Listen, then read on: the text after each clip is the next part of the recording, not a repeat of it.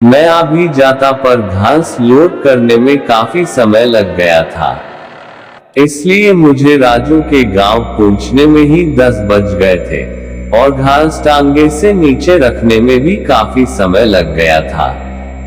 और इस वजह से ही राजू मुझे बार बार अपने ही घर में रुकने को बोल रहा था, क्योंकि उसके गांव से हमारे गांव को बस एक रास्ता था जो उसी डेहरा कब्रिस्तान के आगे से होकर जाता था। एक बार को तो मेरा दिल भी राजू की बात मान जाने को कर रहा था, पर मैं घर नहीं गया तो मेरे घर वाले परेशान हो जाते।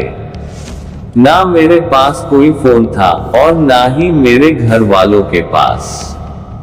मेरे घर में मेरे 2 छोटे छोटे बच्चे, मेरी बीवी और मेरे माता पिता थे।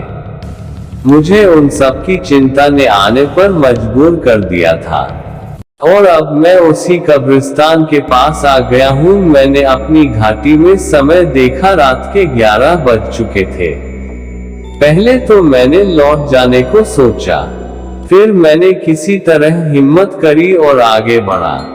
मैं अभी कुछ ही आगे गया था, तभी मुझे ऐसा लगा कोई मेरे टांगे पर आकर बैठ गया हो।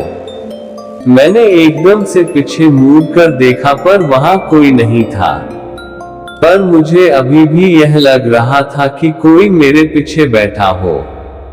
फिर जब मैं थोड़ा और आगे बढ़ा तो मेरे टांगे में जैसे वजन बढ़ गया हो। मैं जैसे जैसे आगे बढ़ रहा था टांगे में भी वजन बढ़ते जा रहा था। अब पीछे इतना वजन हो गया था कि मेरा टांगा आगे से थोड़ा थोड़ा उठने लगा था और मेरा घोड़ा भी अब लगड़ा लगड़ा कर चल रहा था।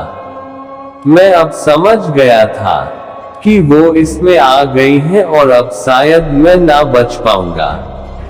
फिर मुझे अपनी मम्मी की बात याद आई। उन्होंने मुझे बताया था कि यह भूत और आत्मा